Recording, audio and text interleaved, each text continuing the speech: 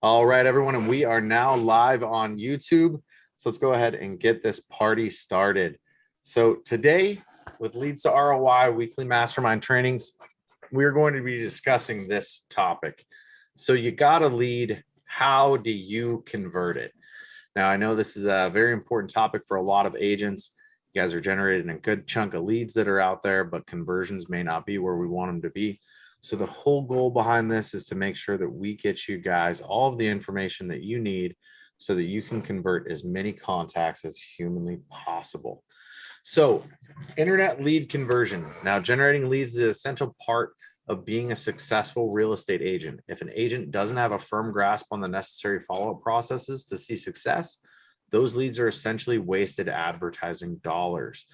Right. So if we're generating the leads, but we aren't calling them, we're generating the leads, but we're not following up with an active campaign via text and email, if we're not reaching out to these folks on social, if we're not trying to communicate with them via direct mail and things along those lines, we are actually wasting that lead. We're not doing everything that we need to do to be able to convert them into a client to where we can either list their home or take them out and actively start shopping for properties that are going to fit the bill of what they can envision themselves as a homeowner being in. Right. So very, very, very important with these, you guys. Make sure that you're following up with every single one of your leads and the best forms of communication to use. So we want to call every single one of our leads. We want to text them. We want to email them. A good one that's often overlooked is to send them a friend request on social media. Once you've gotten that friend request on social, send them a Facebook message. If you've got a seller, I highly recommend utilizing direct mail as part of your follow-up campaign. And we're going to get into that as we get through this presentation and give you some real examples on this of what you should be doing so that you can convert at a higher level. And then also retargeting those leads on social media. So you capture that lead, share a video to put in front of them to help educate them on the buying process or the selling process.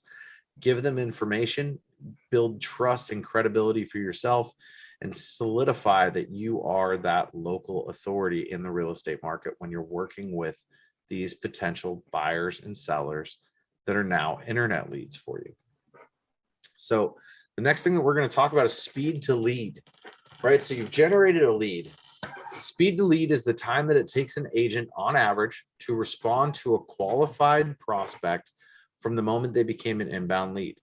This is the moment when that prospect becomes a lead by, it can vary by organization, but it's generally when the prospect fills out a demo request or a contact form. So if we capture a lead form on Facebook, the moment that that lead is generated, we have a timer that starts. And if we don't contact that lead inside of 5 minutes, we actually decrease our chance of converting that lead by 21 times. So speed to lead is one of the most important things to remember when remember with new contacts. 67% of buyers work with the first agent who contacts them. So if they're reaching out to you, they could be reaching out to other people on social or through Zillow or Realtor or Homes.com. And if they're going through Realtor or Zillow Flex, they're getting spread out to 3 or 4 agents so that those agents have to fight and compete for that exact same lead, right? So speed to lead is extremely important. As soon as we get that contact, we need to call them.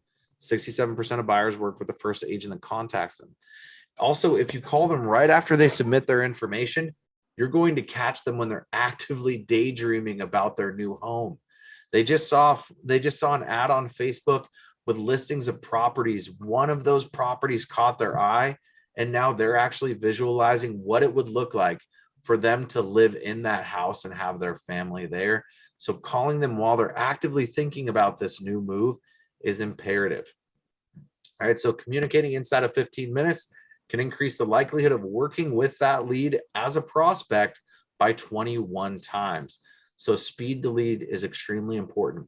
What I do is I make sure that I have a notification that I receive for every single new lead that I have. It comes into my database. Everybody that's in Leads to ROI has this set up. And those that are in KV Core also typically have it as well. We always set it up so you guys get those notifications.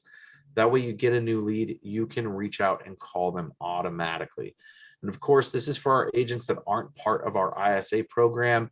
And if we have enough time at the end of this, I'll walk through how that works so that you guys can understand how we're getting a high level of conversion from these Facebook leads to convert them for our clients and get those conversations started. All right, so next thing that we're going to look at is how often you should call your leads. So again, we're going to go on calling, then we're going to move into texting, emails. So most agents, and this is the average, call a lead 2 or 3 times and determine that it is a bad lead. I called that lead 2 or 3 times. I didn't receive, I didn't get an answer from that lead. I didn't get a response. I didn't get a call back.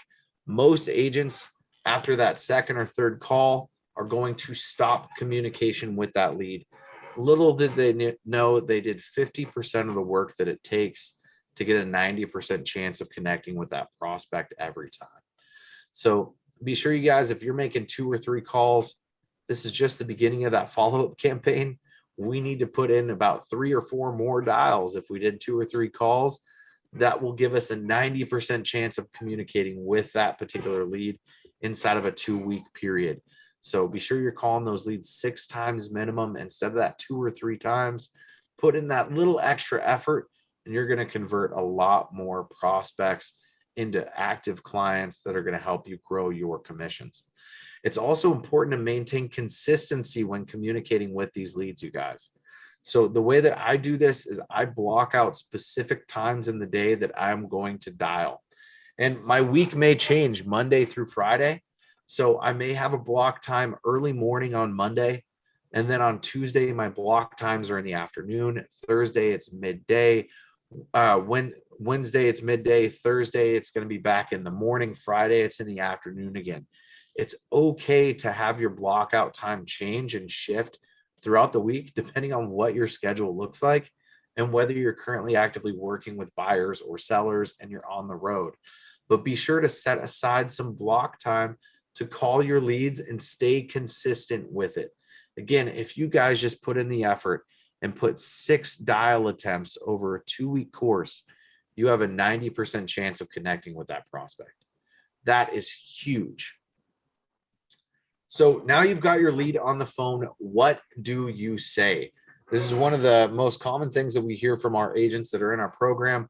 I've got a lead on the phone. How do I push through this lead? Now, you guys, this call script is specific to what we do and how we generate leads and Be Known Advertising leads to ROI. So you may not have this particular set of information. So plug and play beds, baths, price range, time frame with anything that you can gather on this lead. And if you don't have that kind of info, go and stalk them. Search for those folks on Facebook, Instagram. See if you can find any social cues that can get your foot in the door with this conversation. So if you find out they have pets, if you find out they have kids while you're stalking them online, kind of lead in with one of those things. Hey, do you have any pets? Do you have kids? That way you can get them to start talking about these things that you know that you're going to be able to build trust and rapport with them on and push through in that conversation. Otherwise, if you're using our services and you're gathering this information, this is a great way to get that call started. So hello, Fred. This is Brian with eXp Realty. I'm calling you because you recently filled out a form on Facebook regarding homes for sale in Orlando or surrounding areas. I see you're currently looking for homes with 4 beds and 3 baths over 600,000, and you're looking to move within the next 1 to 3 months. Is that correct? More than likely, they're going to say yes, or they may say they forgot they filled out the form. But just reiterate that, hey, you're looking for a 4-bed, 3-bath home over 600K and you want to move within the next 1 to 3 months. Is this you? You get the yes. Awesome. First thing that you can ask is if there's any homes that have caught their eye. If they tell you yes, start recording information about that property and find out what it was about that home that they were most interested in so that you can start gathering as much info as possible. If they don't have a home that they've recently looked at or that caught their eye, this is where we can actually go ahead and leverage LP Mama. Now, LP Mama is an acronym, and it gives us all the information we need from a buyer to help close them down on an appointment. So the first thing is location. The second is price. The third is motivations. The fourth is agents. Fifth is mortgage, and last is appointment. So once you've started to get this conversation going, you find out they're looking to purchase a home. Awesome. Is there a particular location that you're looking to move to? Is there a certain school district that you want to be in with your children if you find out they have kids and you've done some stalking? Do you have a certain neighborhood that you want to be in over another? Right. So just a couple of ways you can ask about location. Price. Hey, have you decided what kind of budget you're looking to work with on a new home? Have you determined a price that you're comfortable with in a new purchase for a property? All right. So a couple of ways to ask price. Motivation. This is legitimately my favorite portion of LP Mama because it's going to help you build the most rapport, right? So what is it that's motivating you to make this move? What changes in your life have come up so that you are looking to find a new property? A couple of different ways to ask that, but you're going to find out, oh, we've got a new baby on the way. We actually need to expand. We need more bedrooms so that we can accommodate our family and give everybody their own room. They're going to start spewing all sorts of stuff. Maybe you find out that they got a puppy 6 months ago and now it's full grown and it has too much energy for their condo and they need a big backyard with a fence. Whatever it is, find out what those motivations are and peel the onion on those a little bit. Start asking more and more questions about those motivations that are making them to move. And then you can share a little bit about yourself after they've shared about themselves so that you can help start to build that relationship and create a real connection with this buyer or seller, giving yourself the opportunity to win them as a client. They're buying you more than they're buying anything else. So building a relationship with these folks is imperative to seeing success. The next question we're going to ask is whether or not they are currently working with an agent. Right. So there's a couple of different ways to go about this. A lot of folks will say something like, hey, are you currently working with an agent? Like just straight up, that simple. Are you currently working with an agent?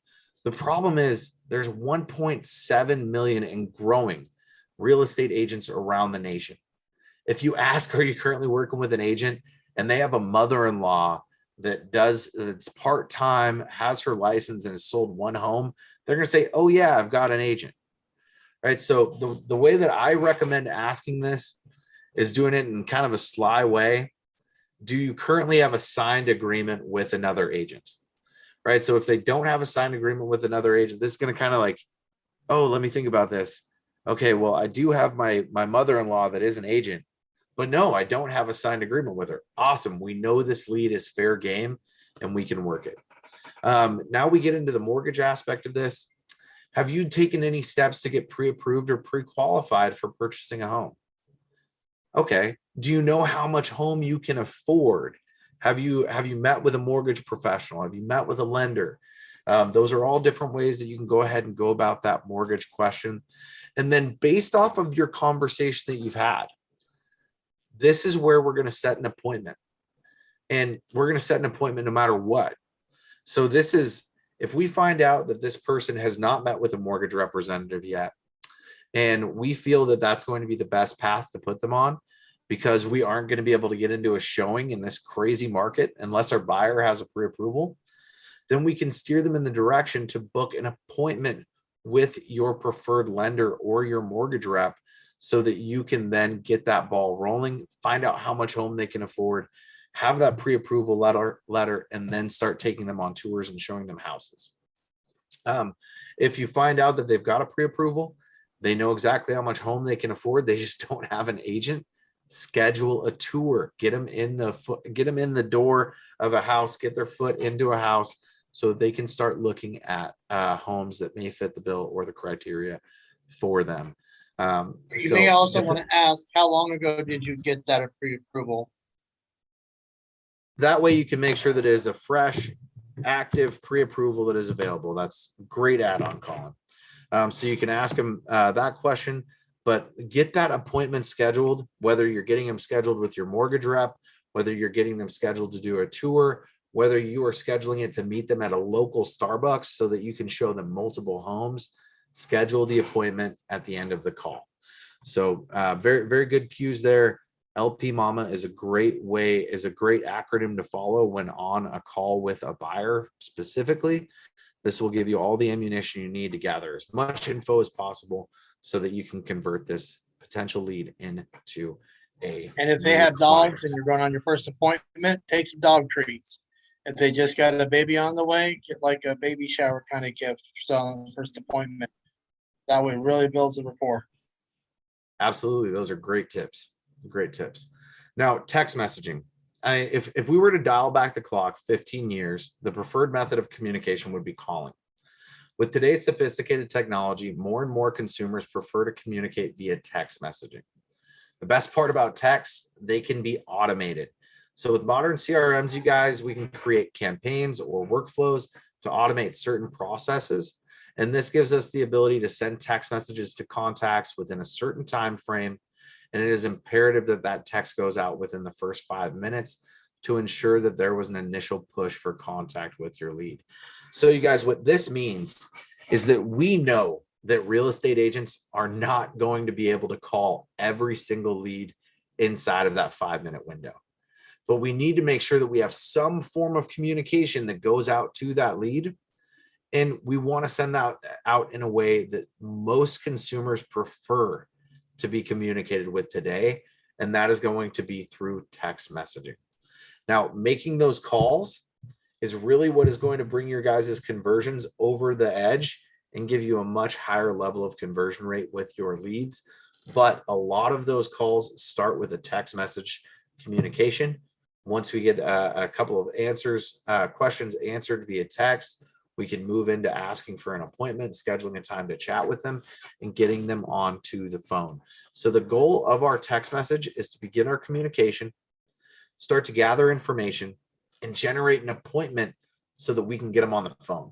Because that's when we can really sink our claws in, find out as much information as we can about this potential buyer or seller, what their wants and needs are, and it's going to give us the ammunition we need to create a solution around their wants and needs and help close them down so that they can become a client of ours. Emails are an extremely effective form of communication to new prospects. The best part of communicating over email is that we can deliver a much larger message to our current client base. So we're limited on text messages. When we send a text message out, that text message could be very, very short, maybe 1 or 2 sentences. In an email, you guys can deliver the moon to them. You can send an extremely long message that gives them a ton of education and gives them a ton of information about buying or selling a home. You can send a short email, or you can do a video email and send that out to them introducing yourself, which is absolutely awesome next level tech that will put you head and shoulders above your competition when it comes to follow up. So it's important to deliver education in your emails to new prospects. That may be sending PDF guides on buying or selling a home. If you want to get really personal, you can even send an email with a video introduction of yourself to that lead, or even a first-time home buyer webinar, first-time home seller webinar, something along those lines. And the key to this communication that we're doing via email is that we want to start breaking down those barriers, start lowering those shields, and start beginning that communication and trust process with that lead so that they want to work with you and so that you stand out as that authority figure in your marketplace. So the next one is going to be using social media to convert leads.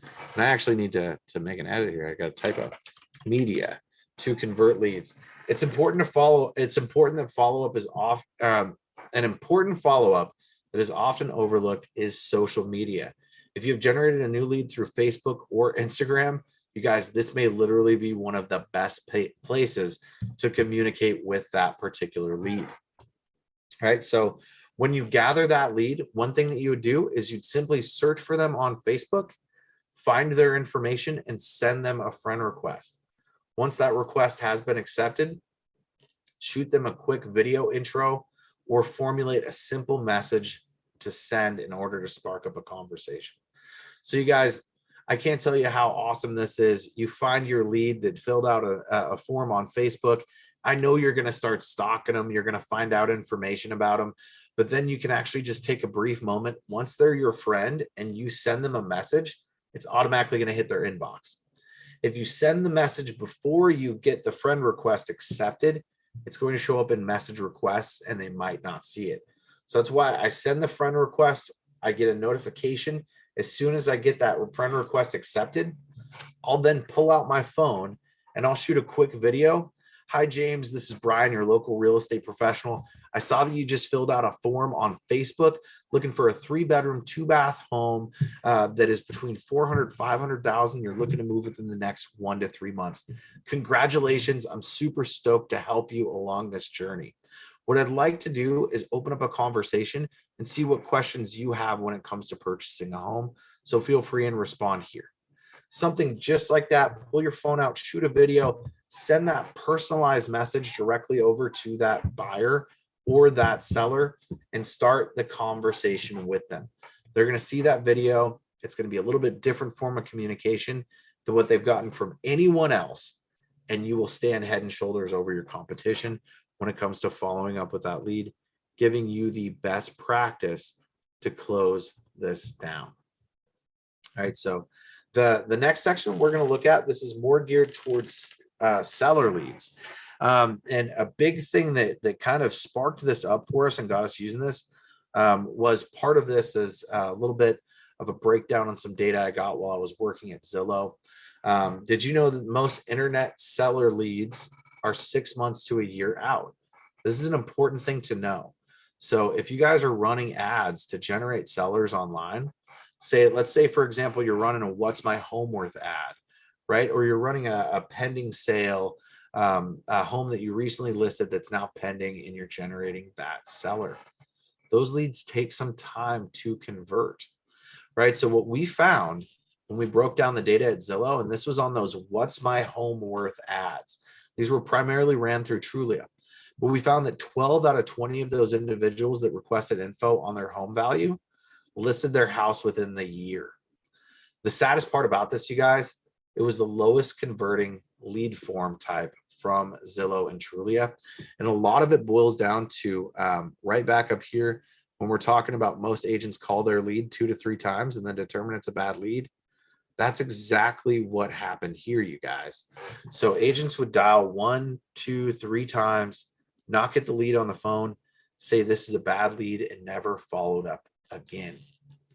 I had one agent that I can tell you about that would get this lead for what their home valuation was, and they would actually drive to the house, knock on the door, and they would deliver a gift basket. That dude converted 50% of the leads that came to him, but he didn't convert them right then and there. They took 6 months to a year to convert, but because he took that extra step of that personalization, going and meeting them at their house, hand delivering them a gift basket and giving him his business card, letting him know that he's there for help, 50% of those leads ended up listing with him inside of a 1-year period. It was absolutely crazy. So what it boiled down to was not providing agents with the roadmap to see success with these leads. That's why agents deemed these the poorest leads that Zillow had, even though statistically 12 out of 20 of them ended up listing within a year. So what we found is that if you communicate through multifaceted campaign with calls, texts, emails, social media, and direct mail over 6 months to a year, you have a much higher chance of converting that seller lead and actually adding them into your client base and earning a commissionable income from them. So it's extremely, extremely important that when you guys generate a seller lead, you continue to follow up for 6 months to a year, because that person might just be getting the process, are interested in selling their home, may sell this year, but we don't necessarily have the follow-up in place or the plan in place to follow up with them effectively to get that done. All right, so make sure you follow up with those leads.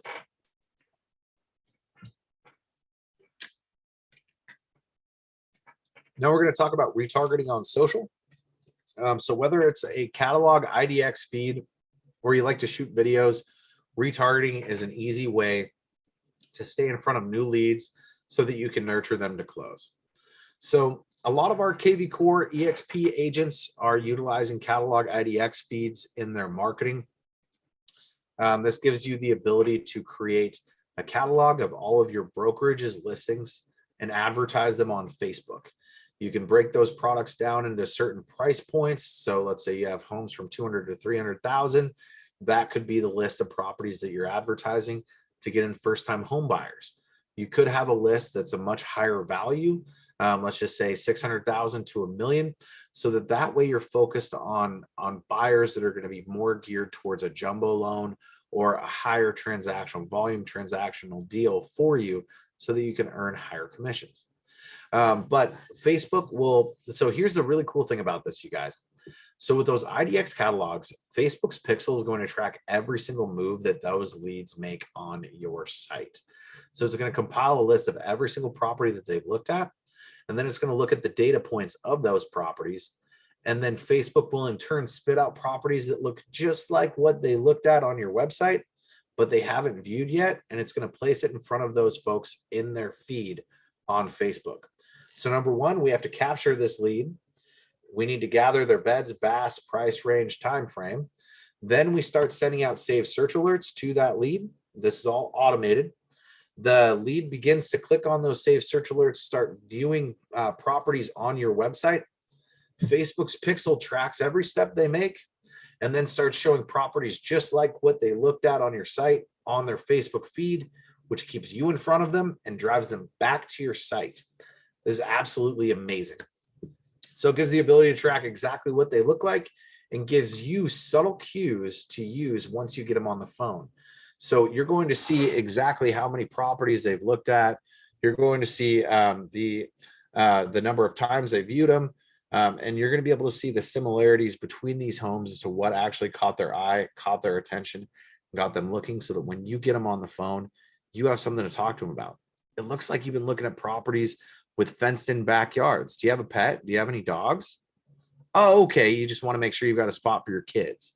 Awesome. That makes perfect sense. Having a fenced in backyard definitely keeps your kids a little bit safer at home. Move on with that conversation, all of that good stuff. Now, if you guys are deciding to go ahead and send out videos, another great way to retarget, use this with or without the IDX feed. If you're willing to put in the time and shoot some videos, it's an awesome, awesome tool to build trust and authority in your potential clients. So with video, you can let your leads know who you are and educate them about the largest financial decision they will likely make in their entire life. This is a great way to build trust and solidify your authority as the go-to agent in the marketplace. So you guys, I would shoot videos on first-time home buyer and do first-time home buyer webinars, teach them the exact process they're going to take when purchasing a home. Give them some education on what the market currently looks like.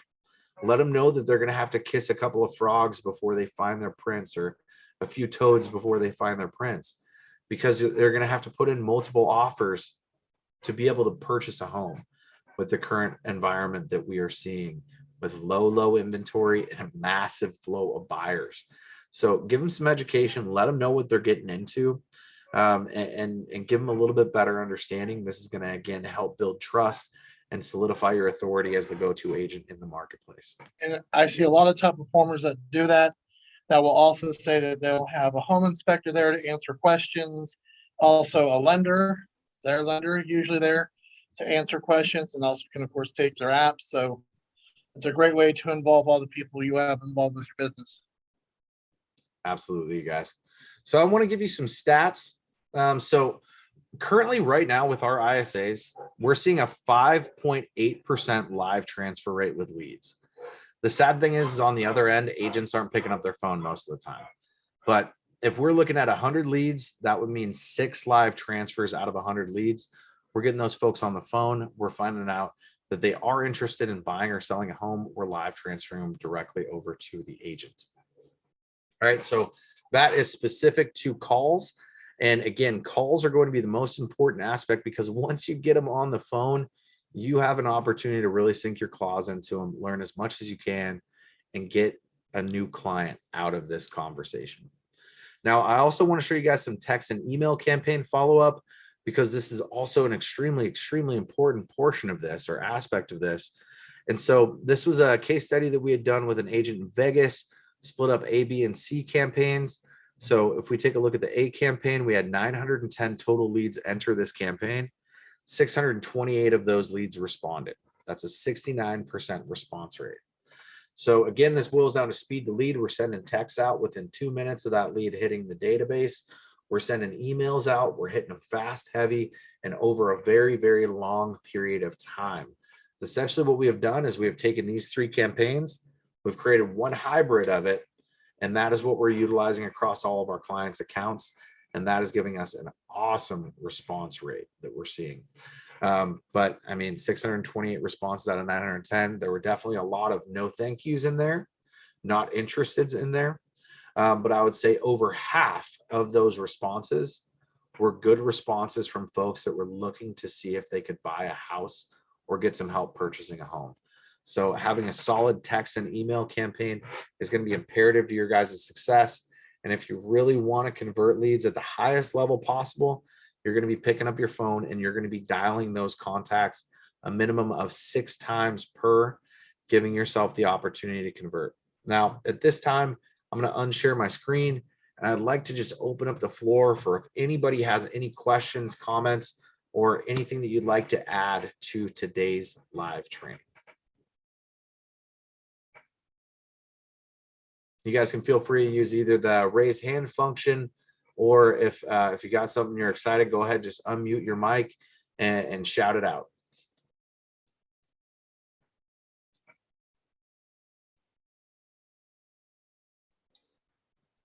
All right, so what would you recommend with doing calls for our pre-foreclosures?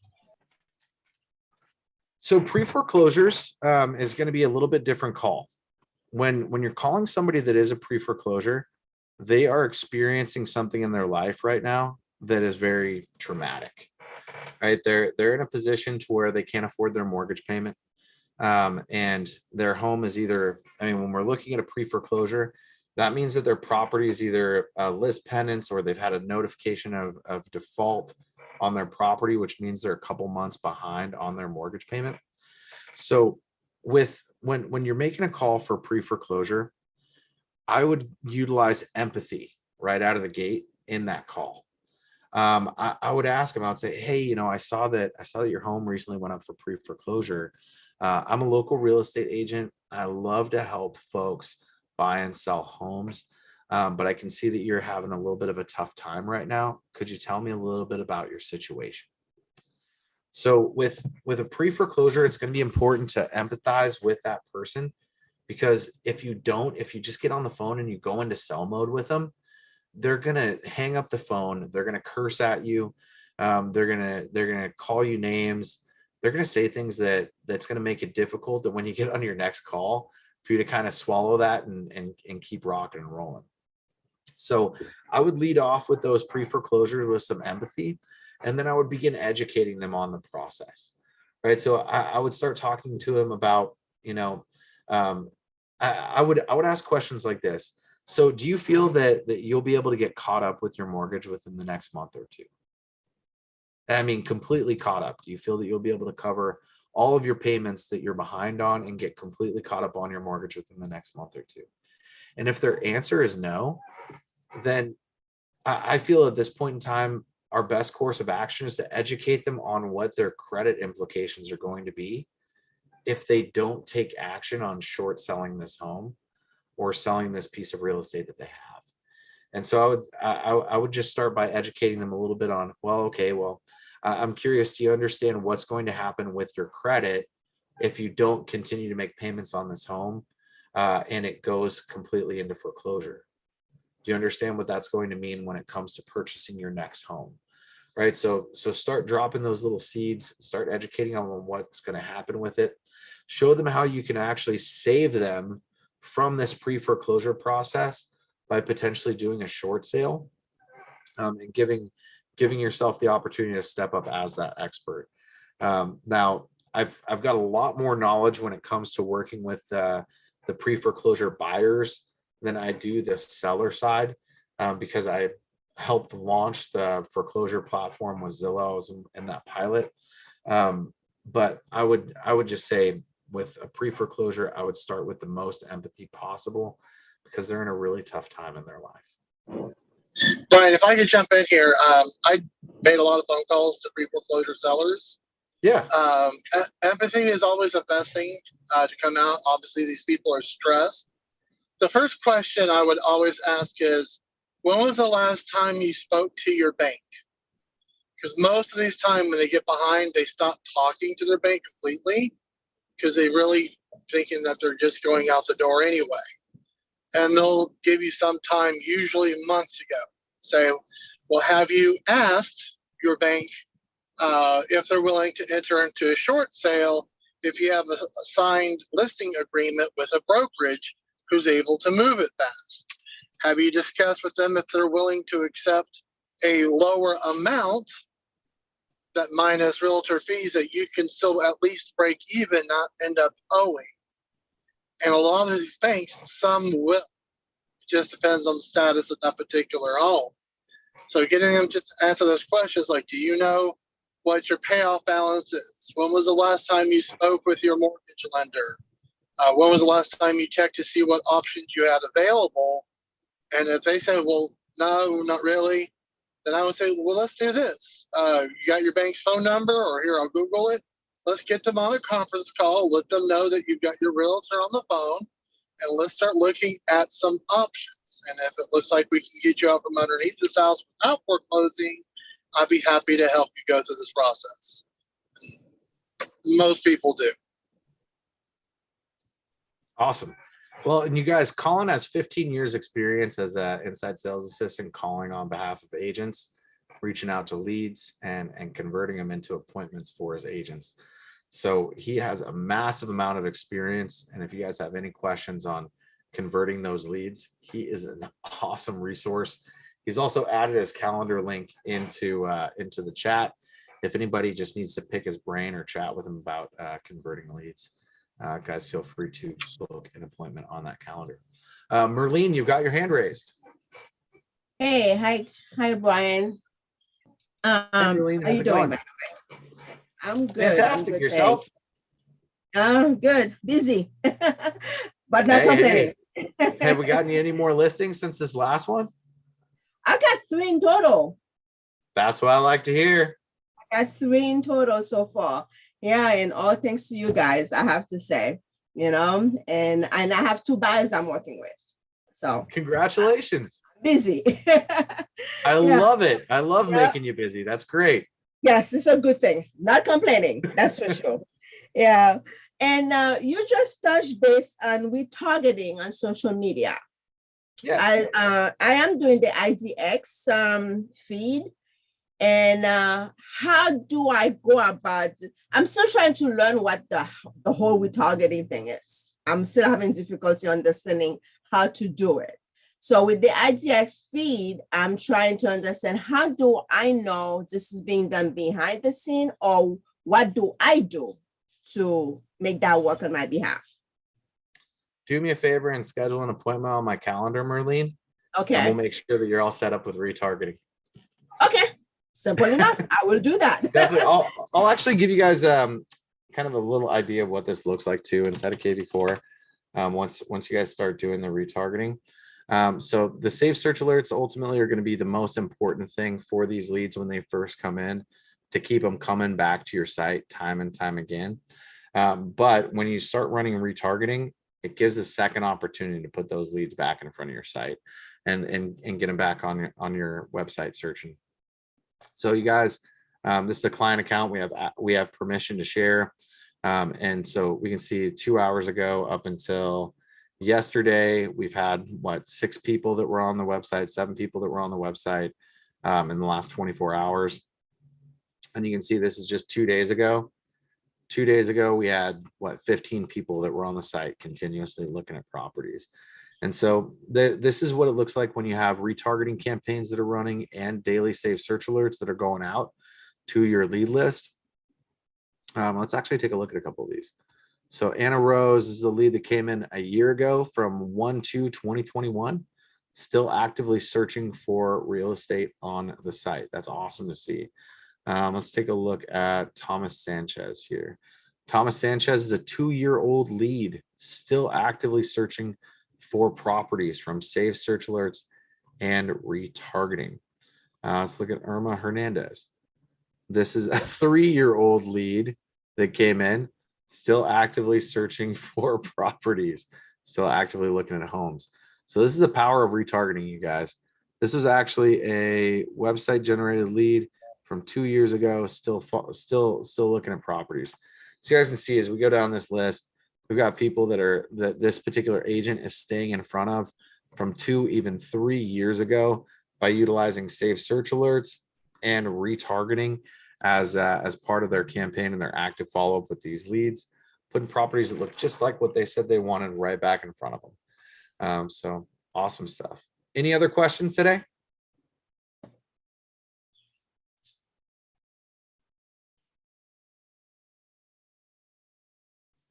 Fantastic. Well, we will wrap up today's live training. Of course, if you guys have any questions on any of this, feel free to reach out into our group or go to leads2roi.com, click that chat widget in the bottom right corner, and you'll be on live with us within a matter of a couple of seconds, asking away. Any questions, feel free to reach out to us. Otherwise, we will see you guys on our next live training, which will be Tuesday, 1 o'clock Pacific Standard Time. We look forward